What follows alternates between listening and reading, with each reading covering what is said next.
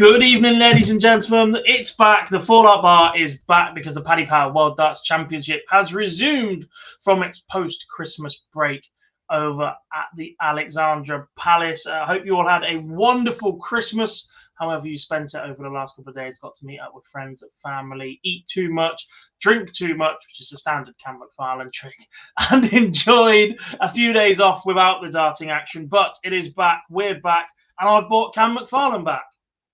Yeah, not much changes, does it? It's me and you. It's before Christmas, after Christmas.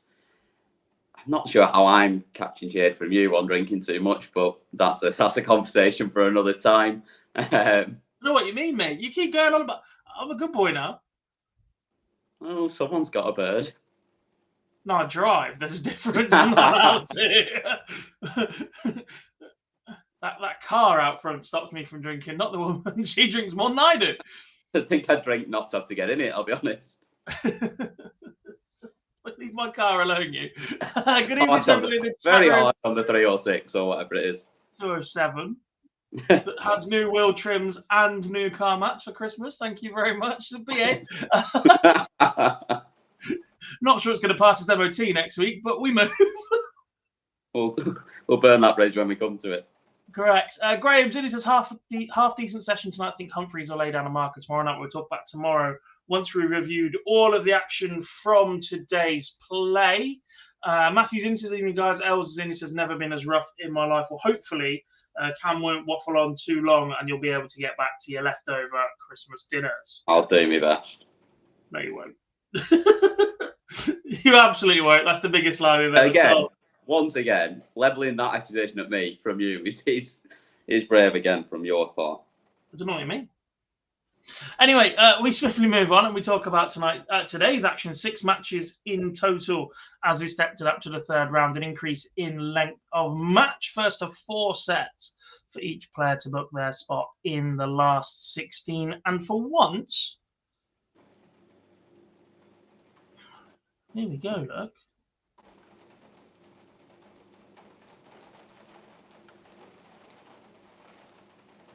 Let me just filter about with the overlay.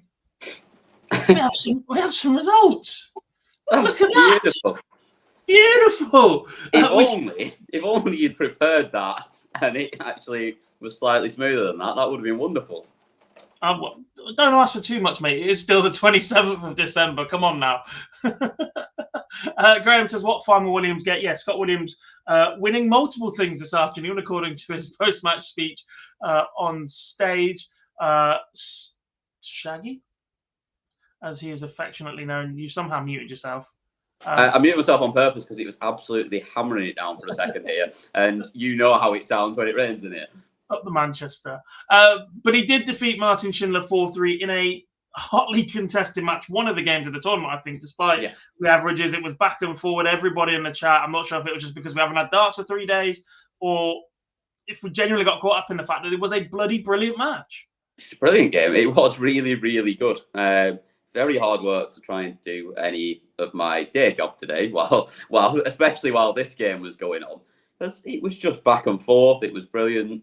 Shindy obviously went quickly out into a 2-0 lead, and Scott looked like he was struggling, and then just came back firing himself. But it felt like every other leg. It was, well, not even every other, almost every leg that there was 180s flying in, there were big checkouts going, and I think the 93 or 4 times on the bounce at one point, going the same way every time. So they both going the double 15 route every time as well, which is not always the way that we see it done. But obviously, when you hit that first treble 20, unless you're planning on splitting it, it's always the way to go. So it was just a really good game, and yeah, Scott got there in the end, got over the line, and then. It was a fun interview afterwards, wasn't it? I've counted 24 legs, but I might have missed a set. And we had 23 180s. Maybe it was 27 legs. But what a game it was in that regard. The stats are pretty much level through most of it. 31 ton pluses each, 17 to 16 ton 40s, 10 and 13 180s. They were even pretty level in the finishing stats. 2 ton pluses each, including a whopper for each. 152 for Scott Williams, a 161 for Martin Schindler. Scott finishing 14 of 33 on 28 legs, by the way. 28 legs. Live darts. You weren't far off. It was quick, wasn't it? 14 of 33, 42%, 38% on the outer ring for Martin Schindler, which ultimately proved to be, well, not even a difference, is it? To be honest, they both won the same number of legs, and that is the beauty of set play. However, Scott Williams does progress. A couple of controversial comments afterwards. We do have to address those. He is a bit of a character after all. But how long until that catches up with him a little bit? Yeah, he's got to be a little bit careful with it. Sounded like he'd been practicing a little bit today as well. Which first as well. Could you imagine if he was on last? Yeah, if he played in that sixth game, I'm not sure he got there. So, yeah, he probably just got a little bit carried away in the moment. Bear in mind, he'd just come back from 2 sets to 0 down to win in the first extra time legs we've seen of the tournament so far. And is it the second? Have we seen some already? Sure, we had one earlier. So I'm sure someone in the chat will correct me if I'm wrong. It's the first one I can remember anyway. So yeah, it's Olin Mansell went all the way. That was 6-5 in the fifth. Was it? Yeah. Okay. All right. So second one then. Well, either way, I mean, it's to then get a microphone shoved straight in your face after the elation of that. It's not easy to give a good interview at that point. So look, we've heard a lot worse at times. It's not great, but sort of just let him off and move on for me. I expect a DRA fine. You can't go provoking. Well, yeah, he's going to get in one the of manner them. that he did the drinks to pay for at the end of the year, or song or whatever you associate with. And I don't expect the German fans present and those that have seen it on social media or watch it live to forget anytime soon, given there are 6 Euro tours in Germany next year. That might prove to be a bit of an issue. Yeah, I don't see it being an issue for him the rest of this tournament, funnily enough. Yeah. Not in London. It might be an issue for what we see in the crowd from this point on when he's playing. But yeah, like I say, he's probably gonna suffer a little bit for it as he goes forward. But then again, there were plenty of people replying to his apologies, saying that they were German and that he had nothing to apologise for. So it's always one of them. It's going to split opinion between people. Some will just take it as it is what it is, and it's just he's just having a bit of fun with the crowd afterwards, and some will obviously take offence at it, and that's just the world that we live in. But I mean, yeah, it was silly from him in a tough situation to give an interview and just move on and don't make too much out of it, I think. Indeed. Scott Williams' full interview is available on our YouTube channel. We don't have a clip of that one to play for you, although we do have 4 from today's action to play for you. They'll be coming up shortly when we talk about various other games. A word on Martin Schindler before we do move on. German number 2 as it stands, but arguably the most impressive German on tour this year. Will be kicking himself a little bit for letting that slip from 2-0 up. Scott Williams wasn't really anywhere in that game at 2-0. The Wall more than capable to have come back from not having a tour card a couple of years ago to launch himself back to where he is now, 26 coming into this one. Going to have the opportunity to build on that again next year.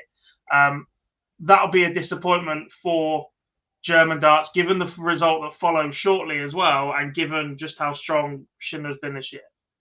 Yeah, I think so. I think the real moment in it, more than anything, was after he rattled through the 5th set to go 3-2 up, even after Williams' comeback, and then went 1-0 up in the 6th as well.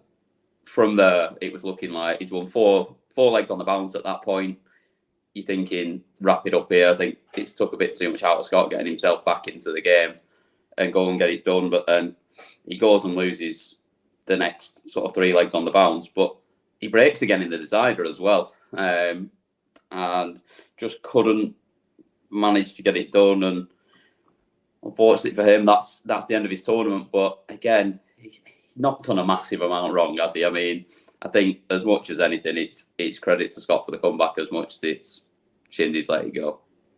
Yeah, I mean, if you'd offered him 95 average, 13 180s, and just shy of 40% on the doubles before he set foot out there today, he probably would have taken it. However, a couple of crucial misses at key times, and Scott Williams is the man that will move into the last 16. Biggest point with Scott for me is, do we think last year or the year before, even when he was playing well, does he win that game? Or is he a more, well, as much as he contradicted whether he's a more mature player in the interview afterwards, but is he a more mature player on stage now and can actually hold himself together in those big moments and not get himself too high or too low and get these sorts of games won? I'm not sure, It's a good question, but obviously the thing that Scott did address in his post-match press conference, nailed it. He's nailed. He's got it now. We've been practicing for the last. It's not even New Year, New Me. It's just post-Christmas. Is that he just hasn't played enough darts. When he got his tour card confirmed after last year's World Championships, it was an 8-week gap before he played again. Then they've had gaps throughout the rest of the season, and that's what he's been missing. So I'm not sure he is a more mature player because we haven't seen him as much this year. We haven't seen him produce the level that perhaps we were seeing from him last year. Maybe we have. Maybe it's just because he is a tour card holder now that we're not noticing Scott Williams go and do crazy things. He's not got the chance to play for England anymore because he's got a tour card. He's not in the Super Series, which is televised constantly. So we're not seeing him do maverick things down there. We're literally seeing him on a Pro Tour stream and his results in that. And let's be honest, he's gone from last year being right up there in terms of one of the best players in the world without a tour card holder, and that bringing a lot of attention to a small fish in a big pond when you step up to the tour the way that he has, when you've got the likes of Michael Smith, Michael van Gerwen, and the top 8, top 16, top 20 boys in the world. You are just another number until you go and break that rank. So it's a bit hard to judge Scott. I don't think we've seen enough of him on TV really this year to truly know how much more mature of a dart player Scott Williams is. He's certainly not lost any of his personality, which I guess is a different matter. But no, I don't know. Maybe last year he doesn't start 2-0 down. He comes out absolutely firing because he's so confident. This year he's got something to prove. He has to do it the hard way. So look, hindsight's a wonderful thing. You never really know. Evening lads, how come Scott was not using his usual darts? Good question, because I didn't even notice that. I thought he was. He was, wasn't he? Yeah. The only one I had questions on was Schindler's darts, and I told Cam they were his normal darts, which, fun fact, used to be Benito van der Pass's style of darts. I thought they were completely different. Well, certainly the flight, and now they're Schindler's.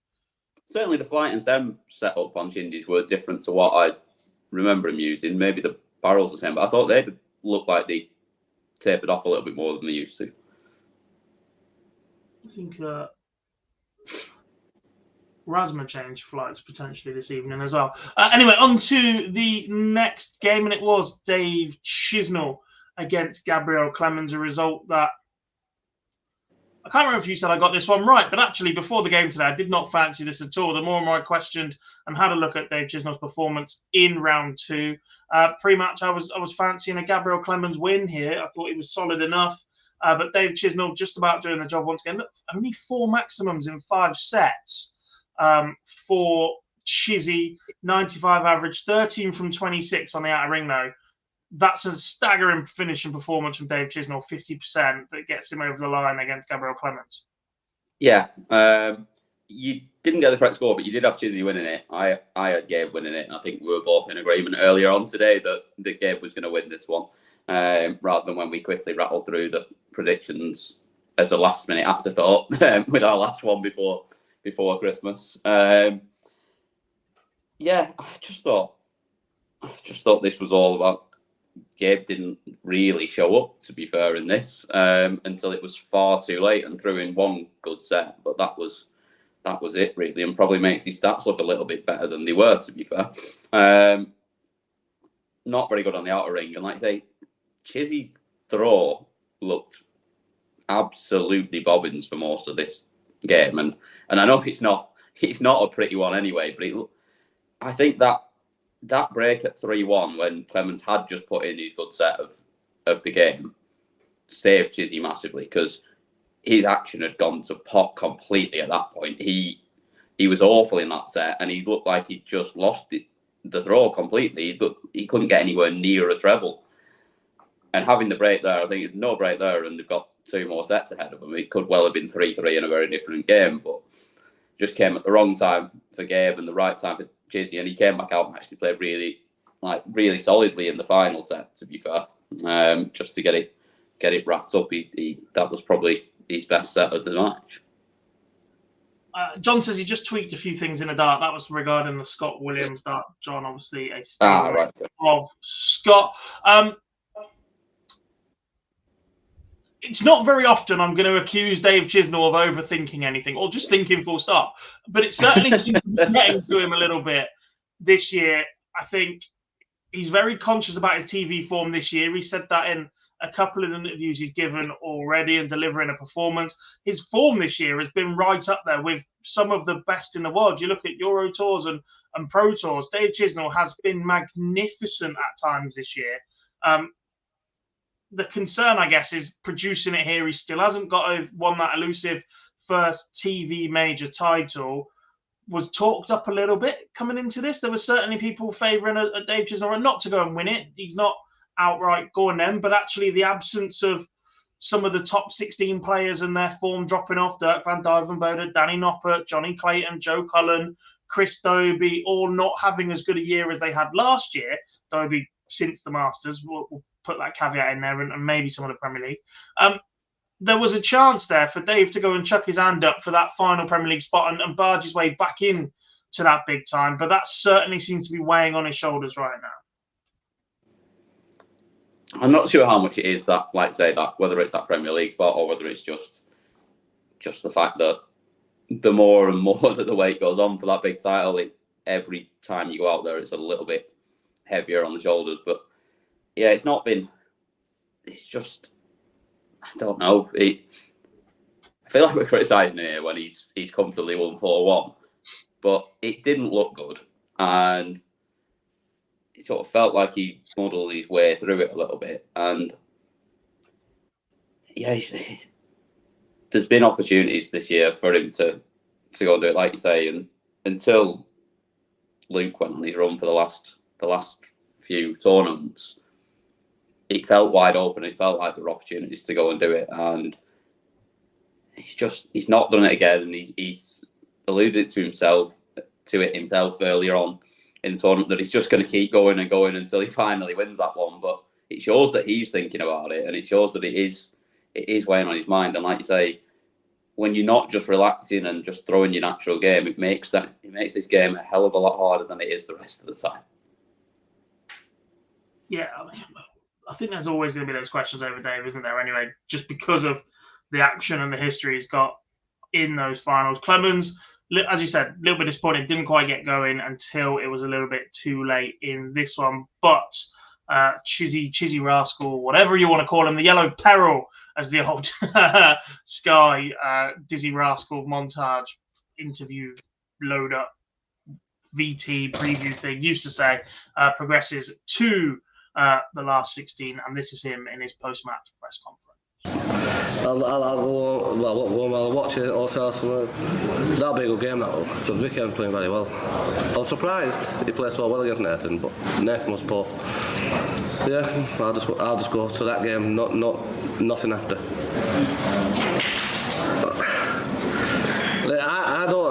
I don't mind. You talk about me having bad runs. It don't matter. I've always said it. Every tournament's different, and it's always different. Every game's different. It's all on the day. And like I said, I played bad TV, but I pulled it back on my floor in my European tournaments. But I'm very happy that I had a good two games at the Minehead Players Champs, and that gave me a lot of confidence. Again, very aware of his TV form at the moment. 2 good games in Minehead, giving him lots of confidence. But yet to see that really on the Ali Paddy stage, despite, look, I think for most players, if you said 95 average, 50% on the doubles, that's tough to beat. That's a solid workman performance. It's going to win you a lot of games up on that stage.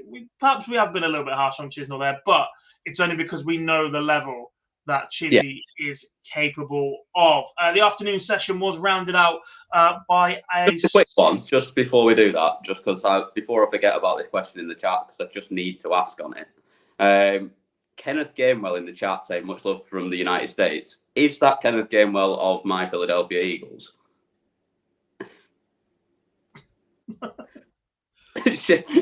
Please confirm as to whether it is or not. There's no way an NFL player is watching our stream.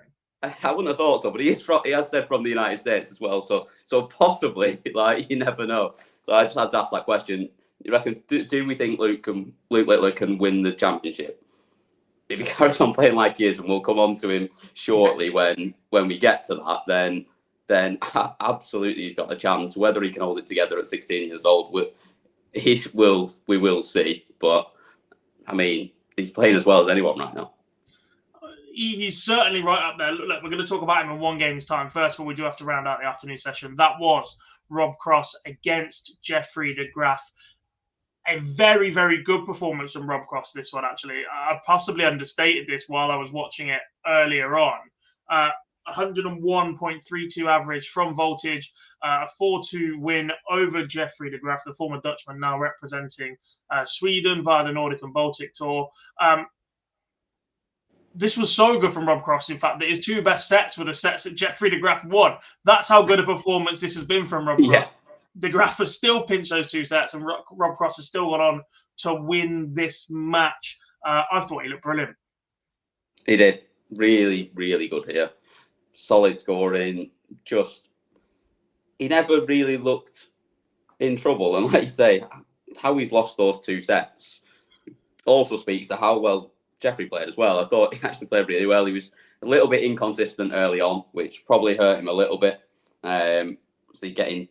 He still gave himself opportunities in the first set, despite being quite a way off it at that point.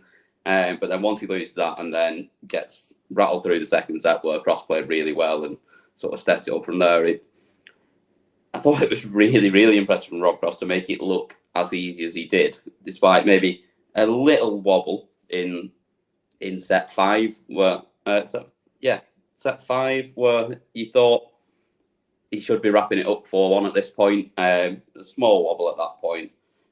Well, I say he had a wobble. He didn't really have a wobble, but he just missed a couple of opportunities on the outer ring. But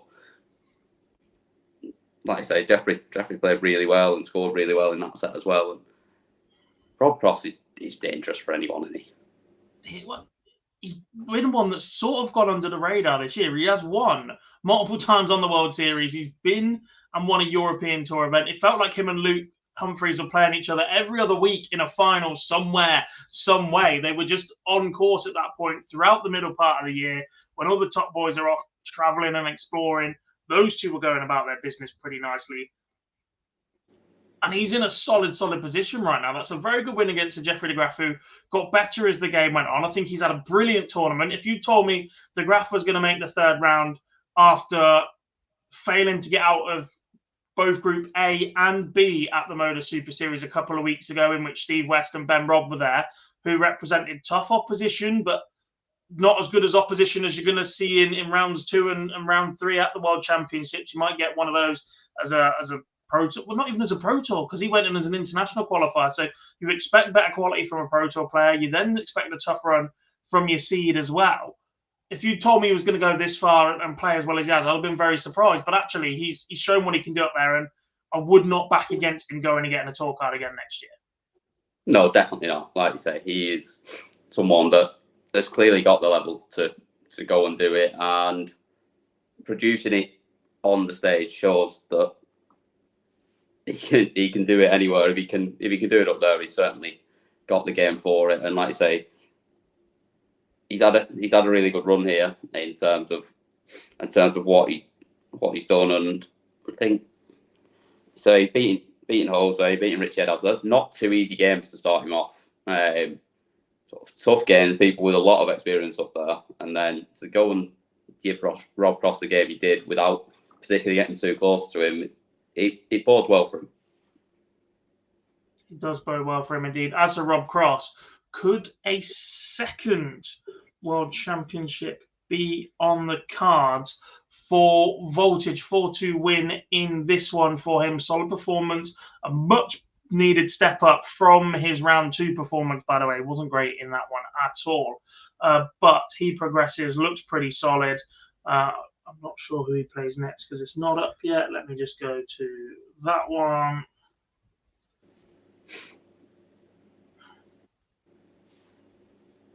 Where's the bracket? The winner of Johnny Clayton and Christoph Ratajski. After that performance today, he should be fancying that one. Yeah, absolutely fancying that one. I'm not backing him against him in that. I don't even know who he's playing yet, and I'm still not backing him against him, whichever way he goes. Indeed. One final question. I hate conversations about the travelling circus, but he's one of the 7 nailed on right now, isn't he? You absolutely love a question about the travelling circus. What are you talking about? Yeah, of course he is.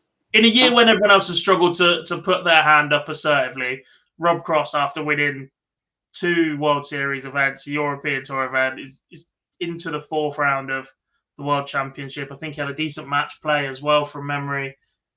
Yeah, I don't see how you don't have him in anyway. I mean, the guy he's absolutely class, and he's been playing at a level above anyone else for, other than probably Luke, for a little while now. Yeah, he's got to be in there. But then again, were we not having this discussion last year that does he want to do it? Will he go and do it? Was it not Scott Williams that told us? His mentality is much changed. We had his manager Rab at the Live Lounge Live, and he's like, yeah, he's going this year. Sorry, he had a terrible match play, lost first round, but he did make the final of the Grand Slam and the final of the Masters, quarterfinal of the World Series of Darts Finals, quarterfinalist in the World Cup with Michael Smith, and a quarterfinal at the UK Open, as well as a 4th round of the PDC World Championship. Probably not a bad point that from Graham. If he was definitely in, he'd be in the evening session. An evening session of what? This, yeah. Not today, not a chance, mate. He was headline act in his own right in that session, and that not with what he was up against. Correct. You have to take that into account. You have to take lots of things into account when you look at those sessions, although they definitely didn't with the New Zealanders the other week. But we move to Rob Cross's post-match press conference, because we have a clip of that one for you right here, right now. I think it's what champions do. I think when you need it the most and you've got to bend down, you've got to scrape the barrel, especially to win this tournament, you've got to scrape that barrel, and if you pick nothing up, you're going home, you know. So I picked that up. I don't want that game at 3-0. I'm not lying. Look, crowd gets involved, other stuff, keep them off your back.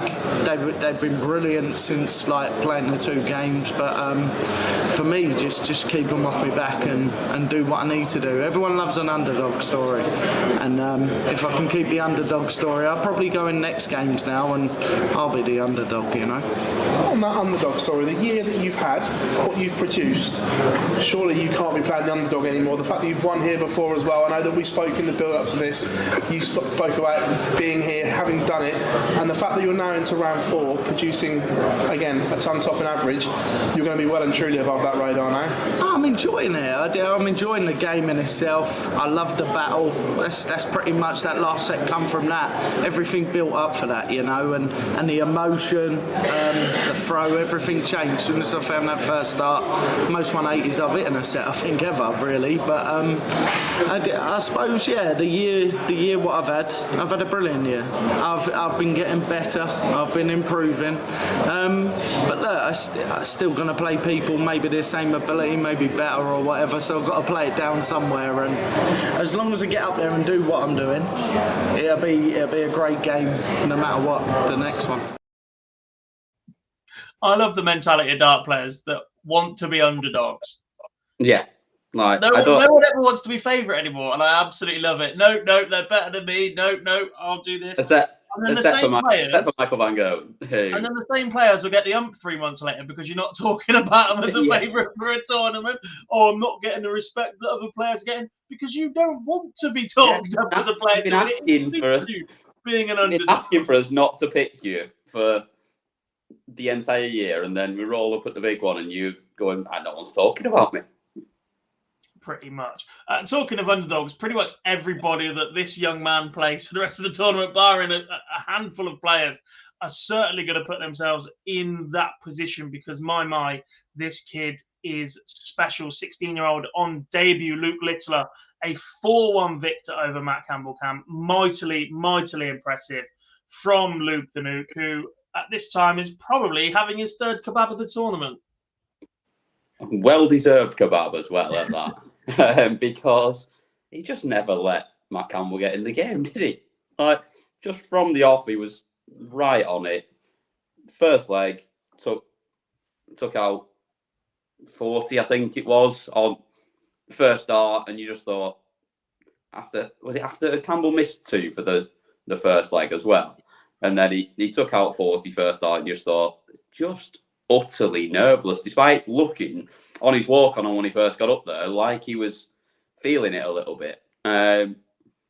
It's just a really good performance again, and a couple of big checkouts which we've not really seen from him up until this point in the tournament either, but just proving to everyone that he's got the full range as well as being solid on the outer ring. He can also ping in the big ones as well when he needs them. Yeah, I mean, look, certain people, Dozer on commentary was trying to not pick holes, but like, I don't want this to just be a throw praise at the young man session.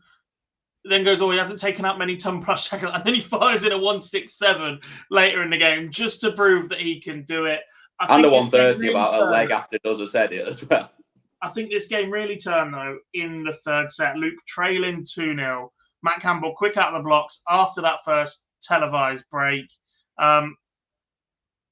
Luke responding, winning 3 legs on the spin. Don't get me wrong, Campbell had chances in those legs, but that's the pressure of playing a young man who has all of Alexandra Palace on his side, all of the talent in the world to just turn a game on its head whenever he needs it.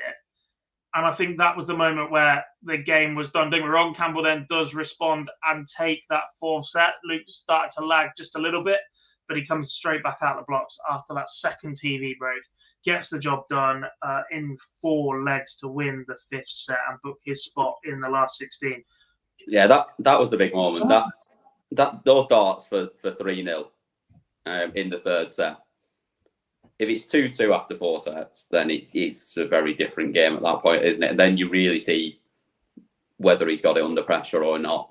We've seen he's got it under pressure when Gian Van Veen's absolutely going to town on him in the World Youth Final after he leaves. It's slightly different, though. Holds it off. I get this is a different animal in the full World Championship rather than a Youth World Championship, but in that moment, it will definitely feel the same to a player. He certainly got it when players come back at him. It was the bit where the 22 in that leg where Campbell had missed a few opportunities at that point, and there was never a doubt in his mind. He walked straight up there and split it, hit the 2 and pinged the double 10, and then just moved on.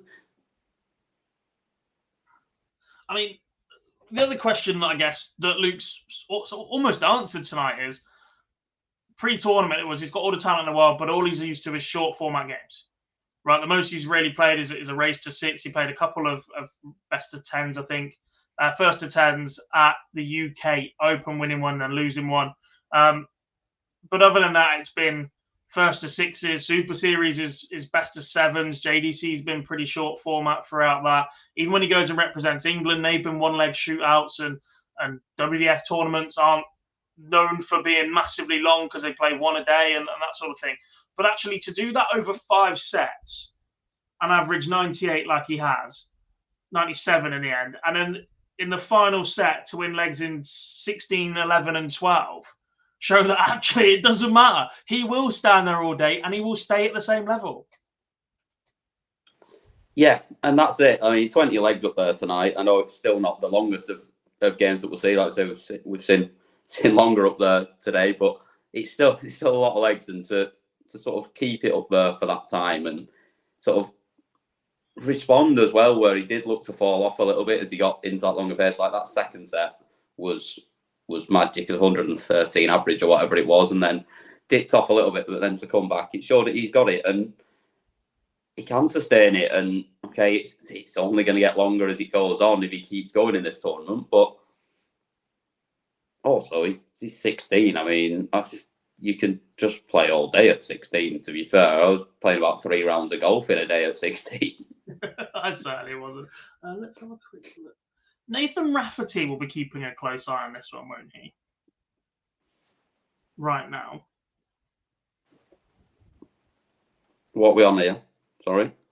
Nathan Rafferty. Is he about to...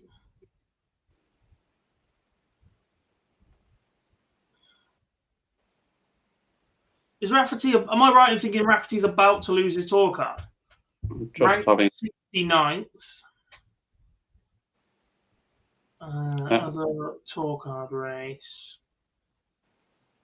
Not in light green, so not yet. Rafferty about to lose his tour card, ranked 69th. We'll be keeping a keen eye on this one. Luke's ranking, as it stands, £37,500, puts him to 88th in the world, which will obviously go at the end of this tournament should he not make it into the top 64. If he's to win his next round match, which will be against either Jim Williams or Raymond van Barneveld, he would move up to £52,500, which would jump him up to 72nd in the world.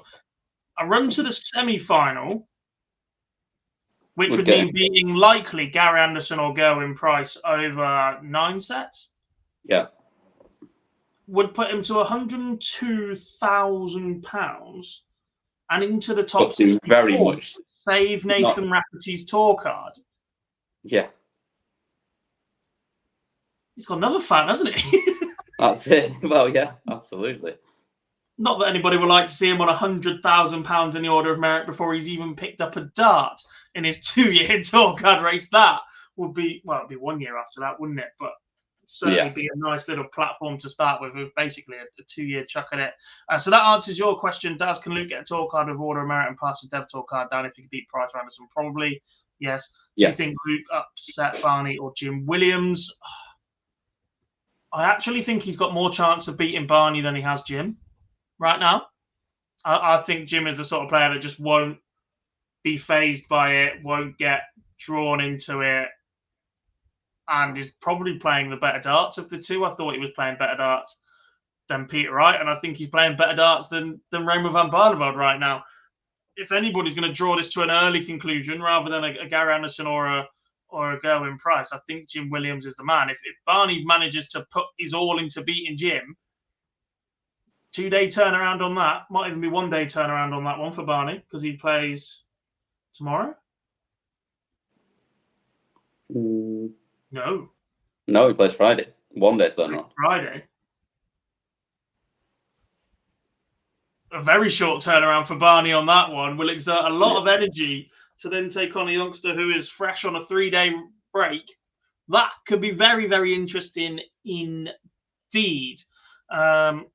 Also, it could be different if Clay McCann's tour card in, like I said, would do for next season. It still wouldn't affect it massively. Too many places to jump up. Matthew also asked, does Luke need to get to the final to be in the Premier League? I'm very, very weary of this. I think semi-final. I think if he beats one of Gary or Gezi up there and gets a semi-final. Gary or Gezi up there and makes a semi, the PDC have a decision to make and there's a conversation to be had. At that point, it's is he ready? Is he too young? Will there be a long-lasting irreversible damage if the 16 weeks goes absolutely dreadfully for him? Not sure it will. Not sure he's that sort of character at all. No. But you think Luke Humphries has only just been deemed ready to go. Last year, Luke Humphries was not ready for the Premier League. Yeah. Luke Humphries is one of the most prolific Dev Tour winners you've ever seen. Has won 3 major titles this year. All right, he hadn't up until that point, but been to multiple major finals, been on the tour a number of years, was producing ridiculous averages, and was inside the top 8, top 16 when he was rejected from that Premier League. But he didn't do it at 16, and he wasn't the new Fallon. He wasn't the new Van Gerwen. That's how highly Luke Littler is rated right now at 16 no, years but old. I mean, in terms there of is Sky, still that duty of... Oh, God, lightning. There is still that duty of care, and the fact that for one season of short-term game in a stale format of Premier League, they could do long-term harm to Luke Littler's career, which would harm themselves as well, because he's going to be a star for the next 20 years if managed correctly. 30 years, 40 years, potentially. Yeah. He's 16. Like this, he's a long way off. Yeah. So if he makes the semi-finals, I think they have to have a conversation. If he makes the final, I think they have to put him in, because if you're making the world final on debut, it's sort of, if you're good enough, you're old enough as a footballer to go into that. If he goes up and makes the world championship final on debut as a 16-year-old, they're pretty much, there's no conversation we had. If you can go that far, that deep, you are ready. It's the same as getting a tour card, right? You are developed at that point. This kid is ready to go. It's just how do you manage him over the next couple of years? And there would certainly be calls for him to be in there. Sky in particular. Look, he's put 50,000 followers across all social media platforms in 2 rounds up until this point, and he's just gone up there, won again, and asked the crowd if he should go and get another kebab. Like, he's absolutely brilliant. They're going to be clamoring for him. And actually, I think he's handled the media really well. The first couple of times we spoke to him, we've had him on the live lounge a couple of times, whether that be from home as a video link or even in person at the live lounge live a couple of weeks ago. You can see the development of his interviewing and how much more relaxed he is. And actually, it's just a conversation now. And he's getting very, very good at that side too, which is something he's going to have to handle for the next number of years for sure. Right, let's stop not rambling, but chatting on. We do have a Luke Littler clip to play for you. It is a short one, and this is him in his post-match press conference. That's obviously after when I won my first game and my second game, it was just, I've got nothing to lose for myself. Now I've overachieved again, but now I can just settle. Just, if Raymond does beat Jim Williams, it'll be unbelievable to play him, and then win or lose against either of them. I'm still happy coming out of the Worlds of the last 16, but I'd love to go a few more games in. It is that thing at this point, and he's openly said it himself a lot of times already. Like, this is a free ride because he's got 30, 40 more appearances at this tournament to come. It does not matter whether he wins or doesn't win. And I think that's helping him massively in terms of how he is holding it together. And he genuinely looks like he's really enjoying it up there. Like, look, in between every set as he's walking back to his table, he's like dancing along to the music as they go into the break. He looks like he's really enjoying it. Maturity as well, isn't it? He wins the second set and he starts telling his parents to calm down and that he's got this. Luke, you shouldn't be doing that. You should be jumping about for joy. But he's just got such a mature hand. I mean, he's won so many titles at senior level in the WDF and through the JDC, who have developed and managed him absolutely brilliantly, provided those opportunities, those practice media sessions and everything else that they do in that organisation. They've been absolutely superb. So props to Steve Brown and his team. But the kid's a star, and you better get used to seeing him on your TV screens. Penultimate game of the night, though, and after all the talk, even being, look, at one point, he was introduced on Sky as top billing of the session, right? Luke Littler, 16 years old, is top billing of a session that includes the reigning world #1 and world champion and the 3-time world champion, one of the most prolific title winners of all time in the PDC, and one of the top 2 players to ever pick up a dart in most people's opinion, Michael van Gerwen. NVG was clearly listening to that because he comes out and put a statement up. 4-0 win over Richard Vinstra, 101 average for Van Gerwen. But he took the last 2 sets off. Yeah, to use your words that you've used multiple times throughout this tournament so far. Don't call this professional. It was better than professional. It was professional. No, it was absolutely professional. 101 average from Michael van Gerwen is just professionally doing a job. Like you say, he did kind of take the last 2 sets off. It just seemed a little bit of a step too far for Vinstra up there tonight, as we kind of thought it would be. He's had a brilliant run in terms of he's one of few people ever to get a 9-0 up there and won back-to-back games 3-0 and sort of just rolled his way through them. And you're thinking, if he plays really well, he could maybe put it to him a little bit if Van Gerwen's off. But from the start, Van Gerwen was just not off. He was, at no point was he off. And this was so comfortable that, like I say, he could afford to take the last couple of sets off and still win it comfortably.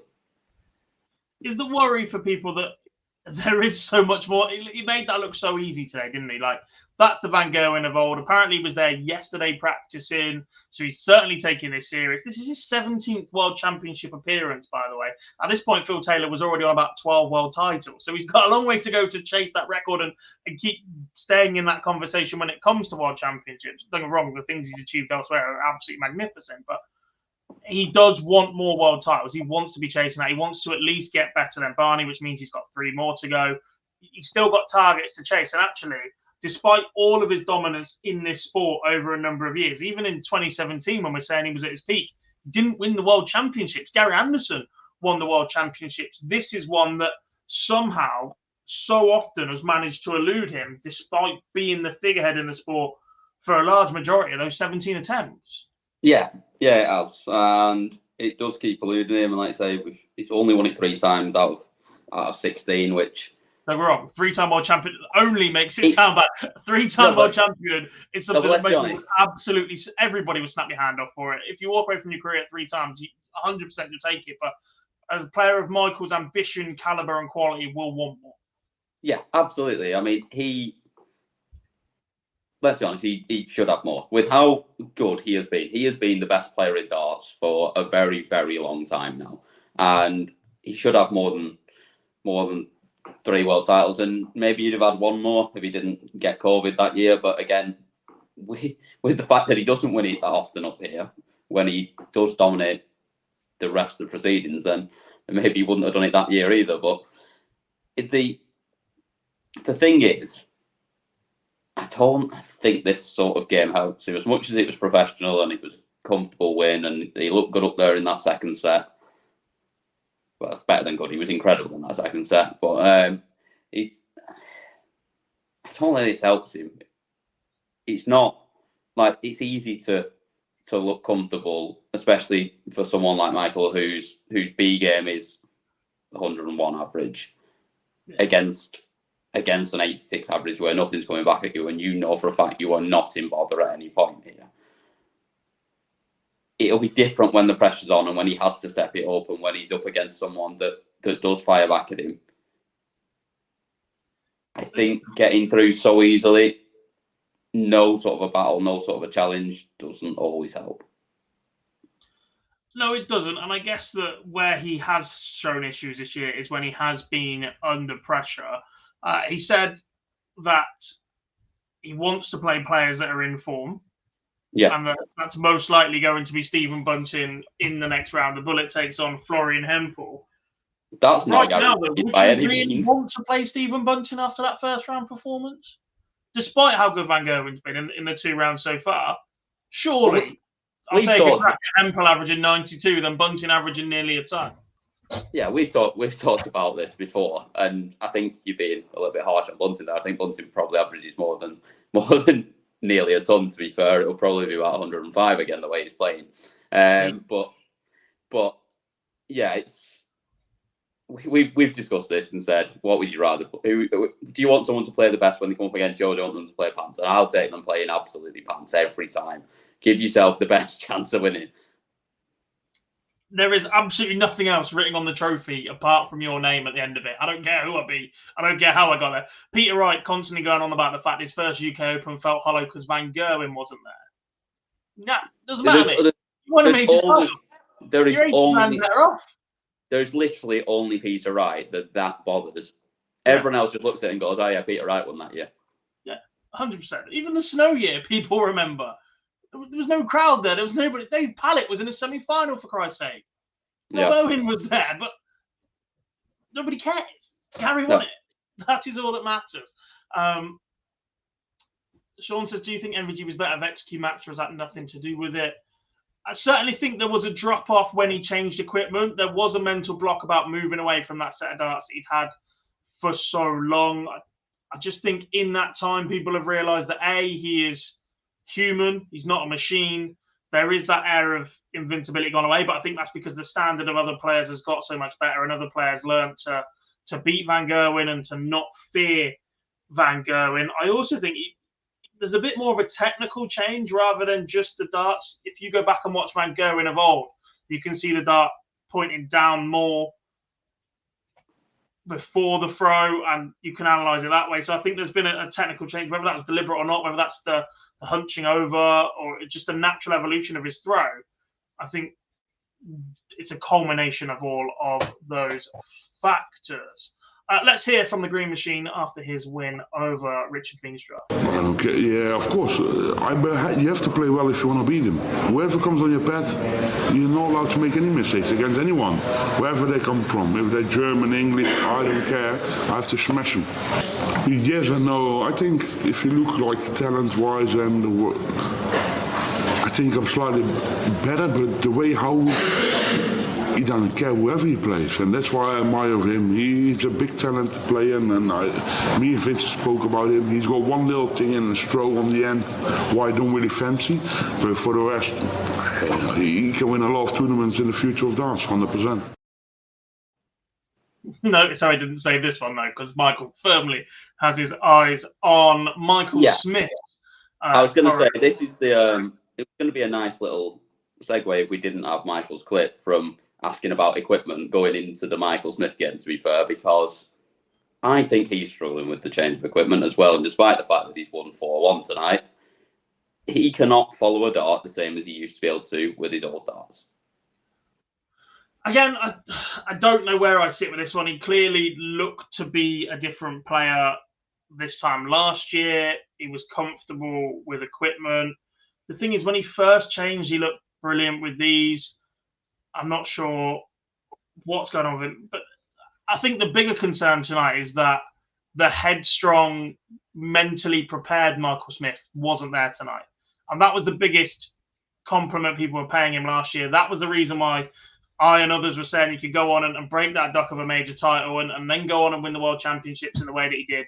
Because mentally, he looked a completely different player, a completely different bloke. He was so ready to go and just had such a stronger resolve to deal with the heartbreak or things not quite going his way. He was set. He was ready. He was ready to be a world champion, right?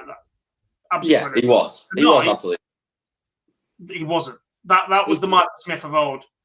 A player of Smith's experience, caliber, as the reigning world champion, should have been prepared for what Magnus Razma was going to throw at him tonight. Whether that was the pace, slowing it down, changing it about. Look, we know it's frustrating. We know it's difficult to play against, but it just felt like the petulance of Michael Smith was back a little bit tonight. We saw him reacting behind the hockey.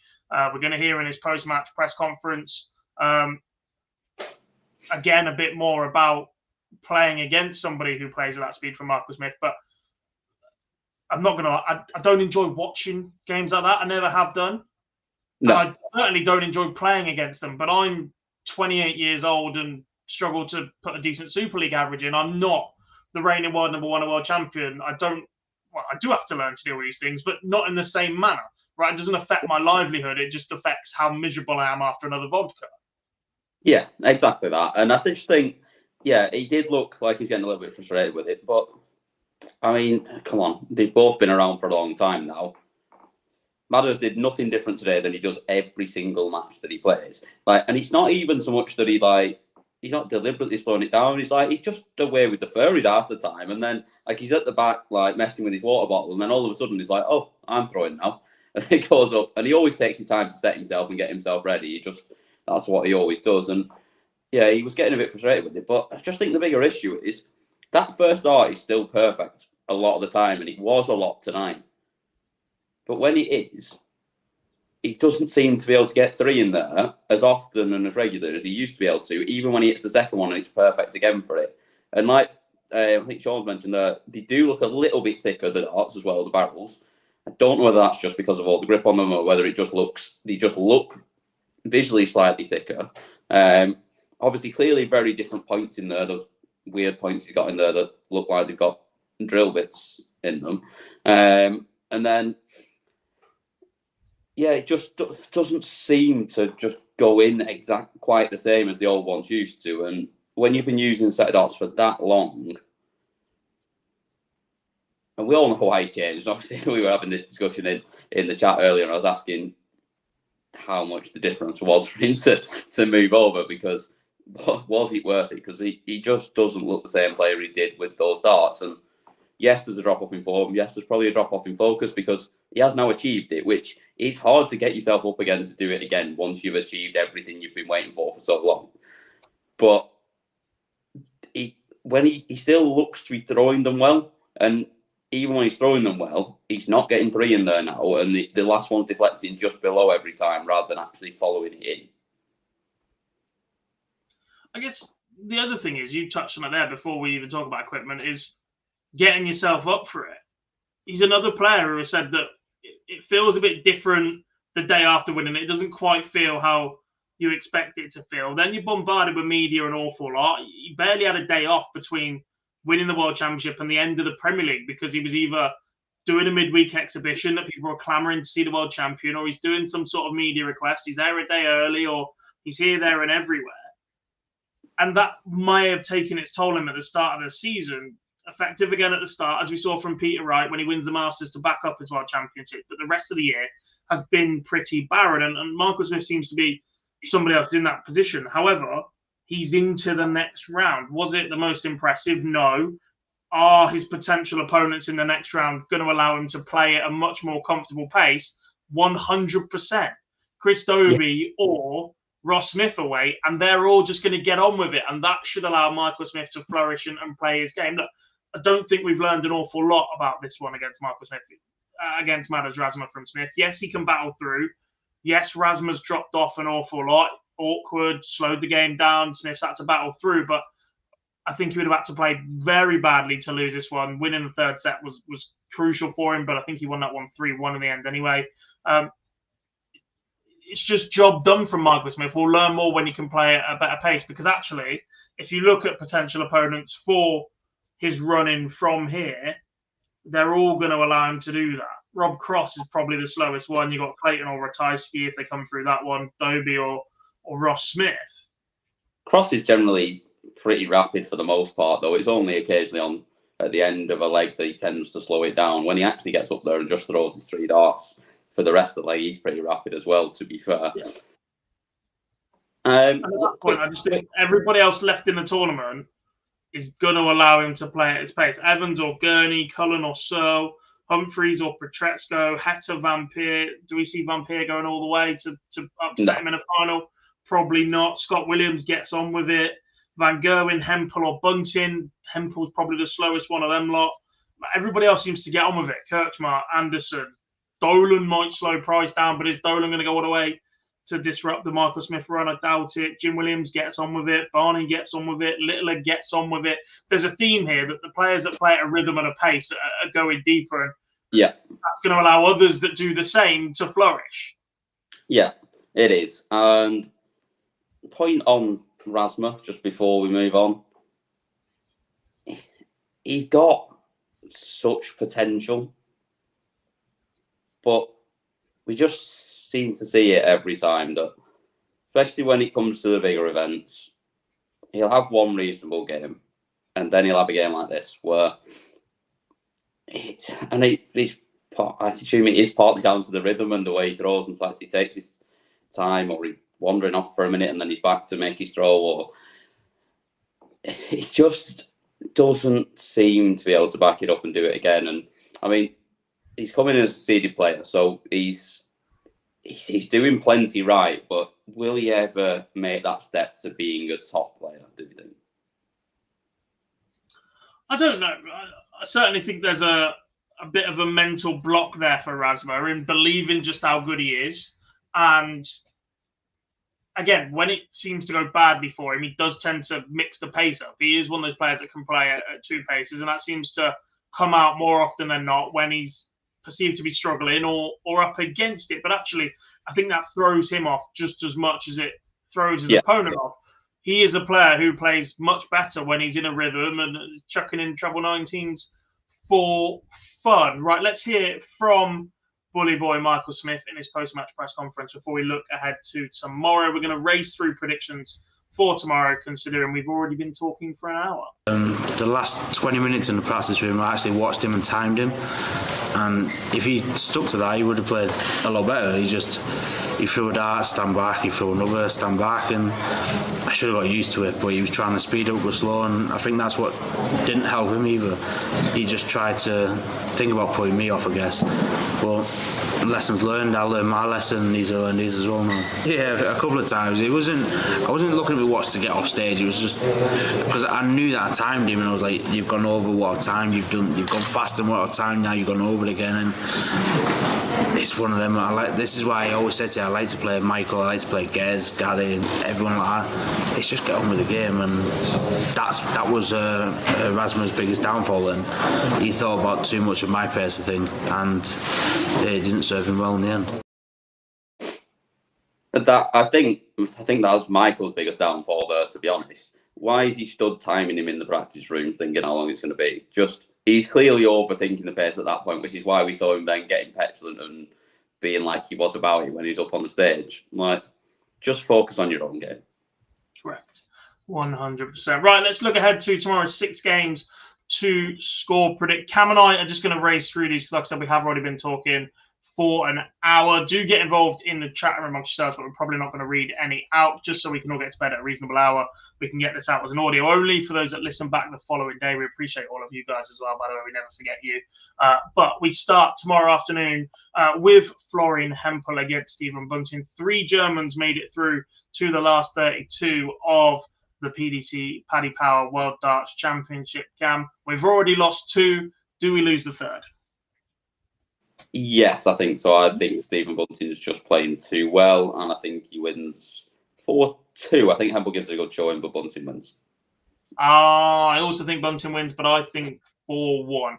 If we see a Bunting that is anywhere like the level we saw in round 2, or that we've seen on TV for the last couple of months, actually, I think he just absolutely blows Hempel away. Don't get me wrong, Hempel was magnificent in that comeback win against Dimitri van den Berg. But I think Bunting's a different animal right now, and I'm going to back the bullet. Let's go Bunting mental all the way as far as he possibly can. I'm going 4-1 in that one. Next up, what a game this could be, by the way. 180s all around. Bangers. I'm not going to say bangers of walk-ons because Ryan Sells is a bit heavy for my liking. But Heavy Metal does take on Joe Cullen in the middle of the afternoon session. Yeah, this session's mint, isn't it, by the way? It's probably the best we've had so far. I think this is a really, really good game, and it's literally a toss of a coin, this. I just think that Ryan Searle's been a little bit more consistent, and I think he nicks it 4-3. It could literally come down to who wins the bull, this. I was sort of swaying then, and I was thinking the same, but I'm conscious how often me and you have had the same prediction and how often you've therefore been right. So I'm going to try something different and say that Cullen wins this one and say he wins it 4-2. I think if Cullen wins it, he has to win it by a margin. I think if it goes tight, Searle's the one in those key moments at the moment that I'm just going to back that a little bit more. That tops is just at the end of his fingertips where he needs it. We close out the afternoon session with a maximum marathon. Ross Smith takes on Chris Dobie. This could just be electric, Cam. Yeah, the under over on the 180s in this is probably about under over 45. It's going to be another one that's really, really good, this one. Bookies can't split them. It's 10-11 for either of them.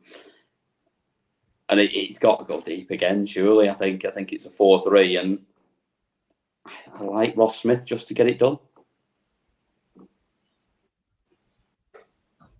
I do, but I was mightily impressed with Chris Dobie round 1.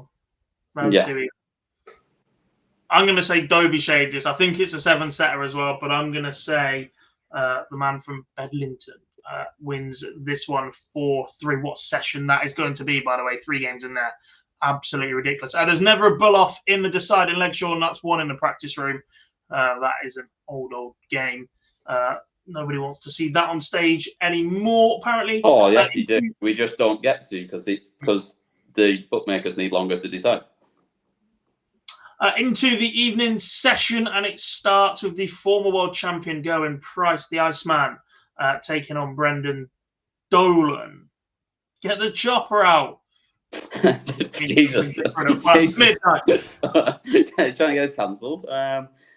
Right. Yeah,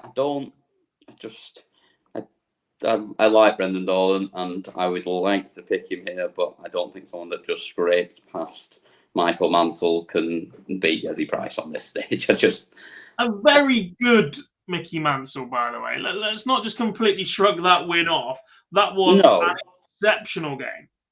No, but it's a different level to playing Gezi, isn't it? Let's be honest. Well, it depends if Gezi's decided he's going to come back or not after Christmas. He wasn't sure he was going to go in the first place, if anybody believes that, as his nose gets longer and longer. But no, I just think Gezi will be too good here, and I think he wins 4-2. I too think exactly the same scoreline, unfortunately. You've got to stop nabbing my picks. Well, starting to know what I'm talking about. Yeah, and if you want to hear another opinion on Gerwen Price's interview saying that he wasn't going to turn up to Alexander Palace, Michael Van Gerwen that was posted on our channel in the last couple of days. Penultimate game of the day, the pre-tournament favourite Luke Humphries, winner of 3 of the last 4 major titles, takes on Ricardo Petrescu, who has quietly gone about his business, after much talk pre-tournament about how he was going to handle the crowd reaction and playing against Mikuru Suzuki. He has done the business to reach this point so far. Yeah, and if Luke Humphries plays like he did against Lee Evans, he loses this game. He has got to step it up because Ricardo is that good. They've had a couple of very close games in the past on the Pro Tour or Euro Tours as well. But Luke has always come out on top, and I think that happens again. But I think he gets pushed very, very close. Now, having another 4-3, it's going to be a late one tomorrow. It is indeed at that pace. That early Luke Humphries performance was sort of why I wanted him to lose at Minehead. Just to get the dud out the way, come back and refocus, carrying the pressure of winning 3 of the last 4, pre-tournament favourite. If he'd come into this tournament as second favourite and they'd shaded it Van Gerwen, I think he approached that game differently. He wants to be the underdog like everyone else. But he was so desperate to put a marker down and show that he belongs at that top moniker. I think he's that cliche of trying too hard. And I think that's sort of what Luke has done in that opener against Lee Evans. If it wasn't for some untimely finishing from Evans, that could have been a completely different story. I think he gets it right against Ricardo, though. He has to. I think he's just had that good a year. If he finds that first start, it can absolutely blow Petrescu away. So I'm going to say he wins this one. I'm going to say he wins it 4-1. I think we see a standout performance from Luke. This is the one we've been waiting for him to really in this tournament. I'm really tempted to change my mind. If you're doing it, do it quickly, because if not, we're going to predict the final game. I'm having an upset. I'm having Ricardo 4-3. Silly boy. On to the final game and stablemates, not for long, by the way, as Daryl Gurney's impending departure from MDA Promotions could happen in this event, by the way, in this match, because he takes on Ricky Evans, who was so impressive in that victory over Nathan Aspinall the last game before Christmas. He's back again the last game of an evening session. He was brilliant in that win. Can he do it again against this Super Chin 2.0?